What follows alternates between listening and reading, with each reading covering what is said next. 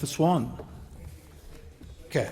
I rise to speak on the motion of terrorism attacks around the world and support the motion of the Prime Minister and the Leader of the Opposition. And I thank the member for Batman for his contribution just on the ministerial statement and reminding us all about the duty that our soldiers and armed services and the work they do on battlefields around the world, and how Anzac pays a tribute to them for going back for many years.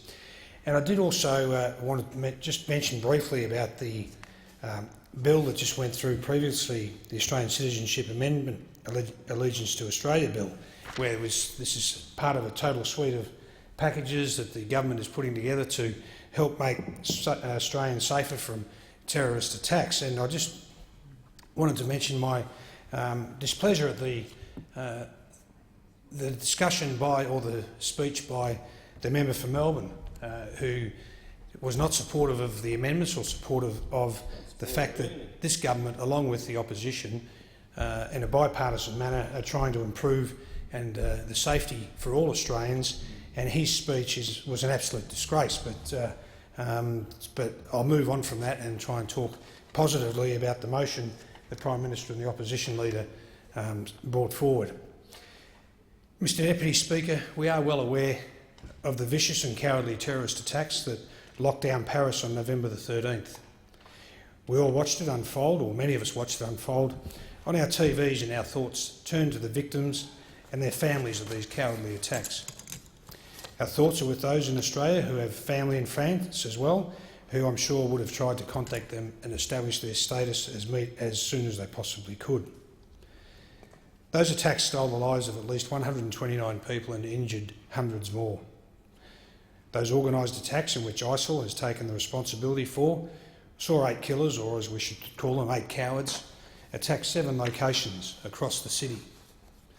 No country should ever have to endure what Paris did that night, and I join with the Prime Minister to extend my deepest condolences to the people of Paris. Mr Deputy Speaker, Australia and many other countries around the world grieve with Paris. They do not stand alone in these attacks. Here in Australia, we have experienced the Lindt Cafe siege, the shooting of a Parramatta police worker, and which are still all at the front of Australians' memories. Those wounds are still fresh. We mourn with Paris, we mourn for our loved ones lost and for their loved ones lost as well. Mr Deputy Speaker, according to a local Middle East media, on Friday, November the 20th, a bomb killed 9 people just south of Baghdad, for which again ISIL is suspected. ISIL is not resting. They will not rest, but neither will we in our fight against them. The 2014 Global Terrorism Index tells us that the world experienced a 61% increase in the terrorist attacks in just that year, and in that same year our national terrorism public alert level was raised to the status of high.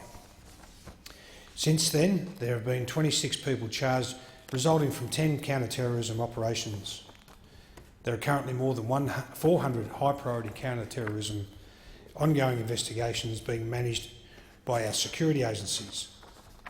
Mr Deputy Speaker, that means there is an average of 2.6 high-priority counter-terrorism cases across each Australian electorate, which is double from what it was only a year ago.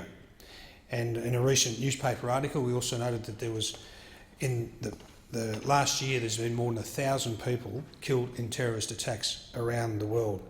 So as the French President said, we are at war. Mr Deputy Speaker, at the current time there are 110 Australians known to our security agencies to be either fighting or engaged with terrorist groups in Syria or Iraq. The number of Australians joining extremist groups is rising. The reality of the homegrown terrorism is on the rise. Despite our best efforts, the risk of a terrorist attack on home soil is rising.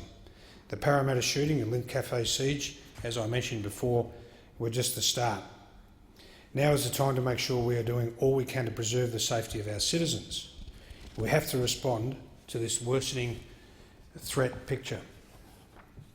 I note this morning, Mr Deputy Speaker, that the member for Dawson brought to the House a motion in regards to the violent extremism in Australian society, and I note also the member for Macarthur and the member for Hughes, yourself being that person, Mr Deputy Speaker, spoke on that particular motion, and I'd like to quote some passages from that motion because I think it's very relevant to the terrorism that's we see rising across the world. The member for Dawson said in his motion that this motion concerns the threat of violent extremism, particularly in the form of radical Islam. In Australia, a threat that has been born out in this country. He said this is not violence for the sake of violence, it is violence driven by extreme ideology, a jihadist ideology that does not accept the Australian way of life. The ideology of Islamism despises our freedom, hates democracy and rejects our values, Australian values which are very clearly defined. They are no state secret. When someone applies for a provisional, permanent or temporary visa, applicants must sign a statement that they have read and understood about the following Australian values: respect for freedom and dignity of the individual, freedom of religion, commitment to the rule of law, parliamentary democracy, equality of men and women, and the spirit of egalitarianism, and embraces things like mutual respect, tolerance, fair play and compassion for those in need in pursuit of the public good. These are new values that new citizens and new entrants to Australia sign up to, but not all citizens, or indeed their children, agree with these values in practice. In practice, some people hate these values. Those people can be found in Paris, they can be found in Europe, they can be found in the Middle East, and sadly they can be found in Australia. We would be kidding ourselves to think everyone in this country subscribes to our common set of values, and we would be foolish to think that there are not jihadists in this country who wish to do us harm because of who we are and the values we hold dear to us as a nation. And as I said, that was from the member for Dawson's speech, and I also acknowledge the speech that the member for Hughes made and also the member for Macarthur. It reminds me of a comment that was made by the previous Minister for Immigration, who's now the Treasurer, the Honourable Scott Morrison. When he was the Minister for Immigration, he said those who come to this country should come to join us, not change us. And I think that resonates well amongst most of the people in Australia. We are a welcoming community. We're a community that is built on multiculturalism and built also on immigration, and that is one of the aspects of the Australian nature, is to be very generous and welcoming to new citizens in this country. And I think that, again, the Minister's comment that you should join us and not change us is very relevant. Mr Deputy Speaker, early this year a review was conducted into our counter-terrorism capacity. The report stated that our recent years have been shaped by the rising of terrorist and extremist groups, and that these groups have had unprecedented appeal and reach into Australian communities. As a government, we are committed to countering homegrown terrorism by investing in counter-terrorism capabilities and updating national security legislation like the one before us today. On October 30, 2014, we introduced a Telecommunications Interception and Access Amendment, Data Retention Bill 2014 into the Parliament, meaning Australian telecommunications companies to keep a limited set of metadata, information about the circumstances of a communication, for 2 years. On 3rd of November 2014, the Counter-Terrorism Legislation Amendment Foreign Fighters Act 2014 received royal assent, amending 22 acts to respond to the threat posed by Australians engaging in and returning from conflicts in foreign states. The legislation strengthened our ability to arrest, monitor, investigate and prosecute returning foreign fighters and onshore extremists. And on December 2, 2014, we passed the Counter-Terrorism Legislation Amendment Bill No. 1, which responds to urgent operational requirements identified by law enforcement, intelligence and defence agencies. Mr Deputy Speaker, I'll just also speak about the rising tide of terrorism in Australia and why it has become harder to combat. There are an increasing number of potential terrorists, supporters and sympathisers in our country. There is also the trend of the lone actor attacks. The Lindt Cafe siege and the Parramatta shooting were both lone actor attacks.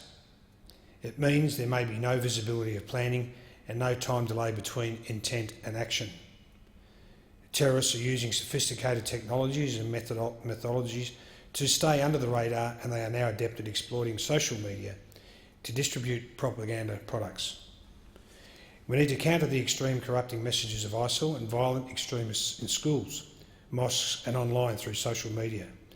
We cannot let them brainwash our children, our neighbours or our future leaders. Mr Deputy Speaker, we are well aware ISIL will get through to us by spreading fear. We will not be scared by this group. They have no power over us. Also, to take some passages from the Prime Minister's speech when he did his motion, I'd like to quote what he said, that this was a coordinated attack involving 8 killers in 6 locations. It was more than a lone wolf attack, but it was not an elaborately sophisticated one. It reminds us that a few fanatics with automatic weapons and explosives can do great damage and strike at the heart of free, open and democratic societies. This was not just an assault on the French lives and French freedoms. It was an attack on all humanity, on all our freedoms, the freedom to gather and to celebrate, the freedom to share time with our family and friends, the freedom to walk our streets without fear. That is why when I spoke with both the President Francois Hollande and Foreign Minister Laurent Fabius, I conveyed not just the heartfelt sympathy but the unwavering solidarity of all Australians with the people of France. The Prime Minister went on to say that the Paris attacks, all of these attacks highlight just how critical it is that the international community cooperates to defeat ISIL in the field, in its space, in Syria, in Iraq. They highlight how important it is for us to be more effectively to counter the corrupting message of ISIL and other violent extremists in schools, in mosques and above all online. Mr Deputy Speaker, we have been and will continue to undermine the terrorist support and activity.